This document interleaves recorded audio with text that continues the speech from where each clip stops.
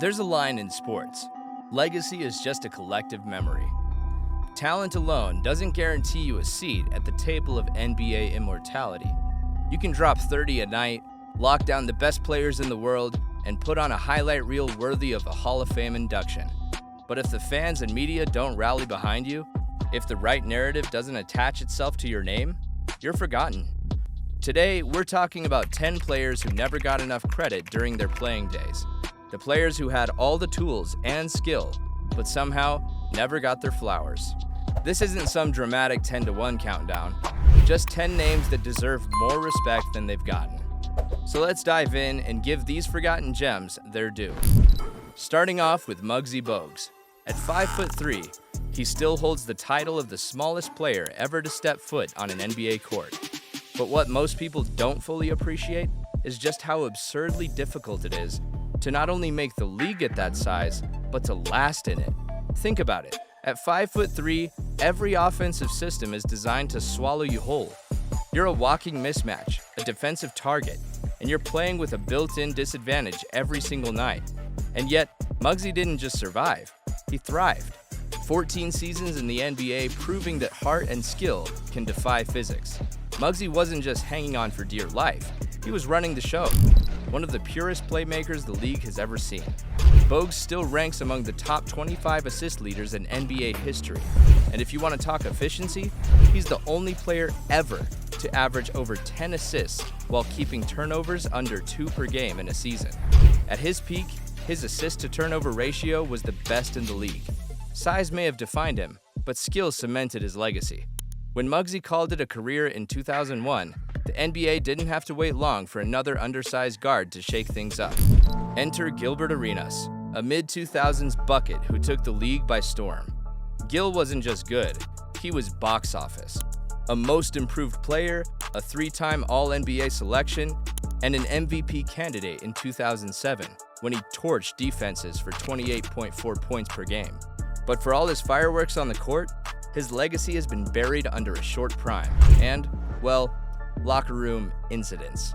What people don't give him enough credit for is how he helped reshape the point guard position.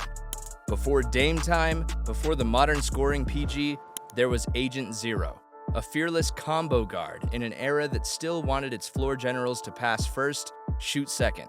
But injuries and some, let's say, questionable off-court decisions kept him from reaching his full potential. Still, when Gil was at his peak, he was a problem. Let's rewind the clock on a time when the next Michael Jordan was still up for debate. Enter Clyde Drexler, who stepped into the NBA right alongside MJ and wasted no time staking his claim as one of the league's elite guards.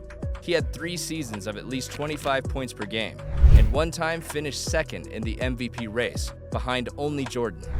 Clyde had the misfortune of greatness at the wrong time. Playing the same position as the GOAT in the same era meant his dominance was overshadowed. Clyde the Glide was the total package, explosive, skilled, a two-way force who could take over games with his athleticism and playmaking. One of the best scorers of his generation. Yet somehow, his legacy still feels underrated. Joe Dumars? Classic case of hidden in plain sight. How many times have we heard about Isaiah Thomas's Pistons like Dumars wasn't right there, quietly anchoring one of the most dominant dynasties ever? They didn't just slow down Jordan, they bullied him, winning back-to-back titles in '89 and '90. And Dumars? He was the one enforcing the infamous Jordan rules, making life miserable for the future GOAT. But here's what really sets him apart: his evolution. He entered the league as a non-shooter, then reinvented himself into a prototype 3-and-D player before that was even a thing. His game became a blueprint for future generations, yet his name rarely gets the credit it deserves. And speaking of players ahead of their time, we have to talk about the Denver Nuggets. In the 80s, while the rest of the NBA grinded through the dead ball era, the Nuggets went full throttle, pushing the pace behind their silent assassin, Alex English. Alex led the league in scoring in 1983 and received MVP votes in 6 different seasons. Thanks to his efficient basketball, the Nuggets found the player who led their offense for almost a decade. And in 1985, Denver made it to the conference finals led by English. Although his incredible averages are affected by the incredible offensive play of his team, history has forgotten how the forward was one of the most dominant players of his entire generation. In fact, no NBA player, not even Jordan, Karl Malone, or Larry Bird, scored more points than Alex in the 1980s. At least English got his due. Others weren't so lucky. Take Baron Davis, one of the most explosive guards of the 2000s, yet somehow his impact feels lost in history. A freak athlete with elite vision, Davis led the league in steals twice, and even cracked the top 10 in MVP voting in 2003 through 2004.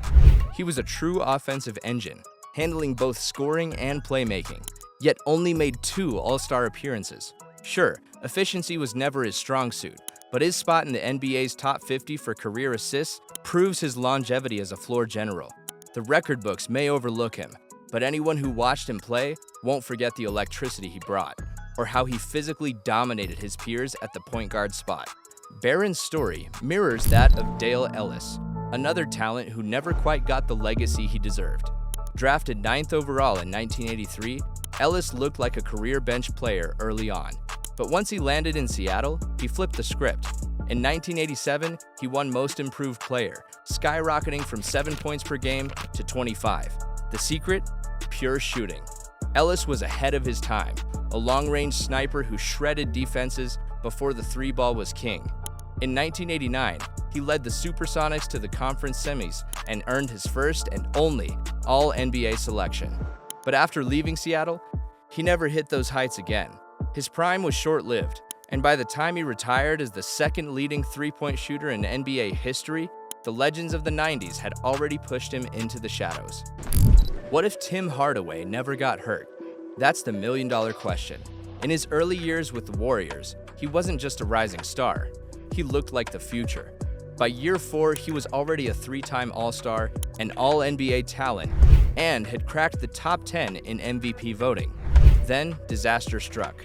A brutal ligament injury that derailed his momentum.